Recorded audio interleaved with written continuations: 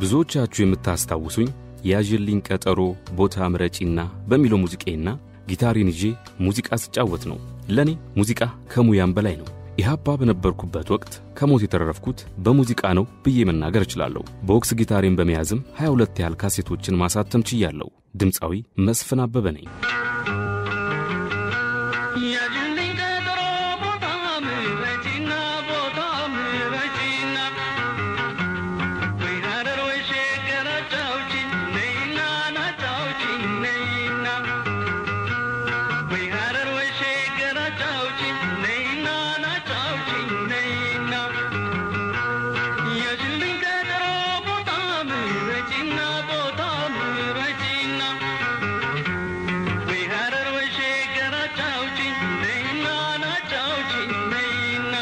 የተወለድኩት ደሴ ውስጥ በ1944 ዓ.ም ከአባቴ አቶ አበበ ወልደ ማርያምና ከእናቴ ከወይዘሮ ወይንሸት ተሾመ ነው።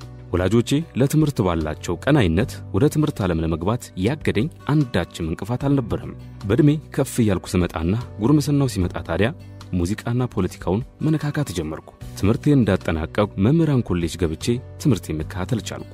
በዚህ ወቅት ሙዚቃ ላይ የነበረኝ ፍላጎት ከጊዜ ወደ ጊዜ እየጨመረ መምጣት ጀመረ። ምንም እንኳን ከሰዎች ጋር በመግባባት የምታማ ባልሆንም ብዙውን ጊዜን የማሳልፈው ሙዚቃ በመጫወት ነበር። ትምህርቴን አጠናቅቄ በመምህርነት ሙያ ለማገልገል ጎንደር ገጠራማ ቦታ ስመደብ ከአዲስ አበባ የገዛኋትን ቦክስ ጊታር ይዤ ነበር ያቀናሁት።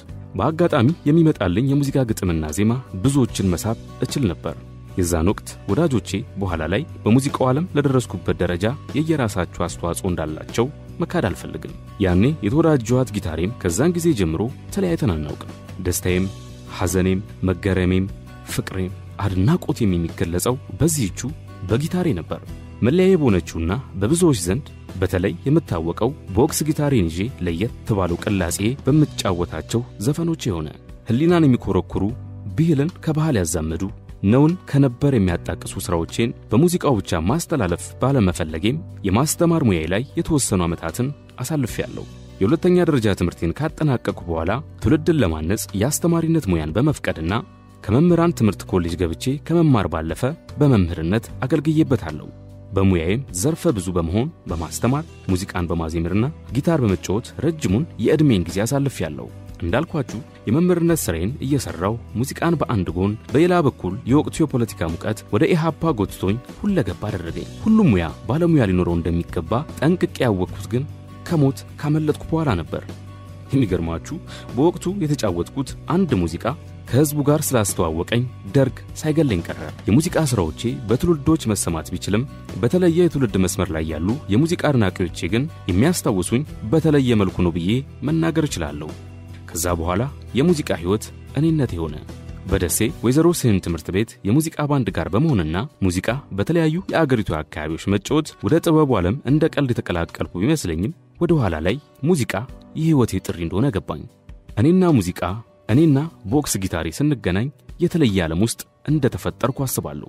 መቼም እኔ ስለ ራሴ ለማውራት ሳይሆን እናንተም ራሱ ቦክስ ጊታር ይዞ የምታስታውሱት ድምጻዊ ብትባሉ በቀጥታ ወደ አእምሮአችሁ የሚመጣው የኔ ምስል እንደሆነ አልጠራጠርም።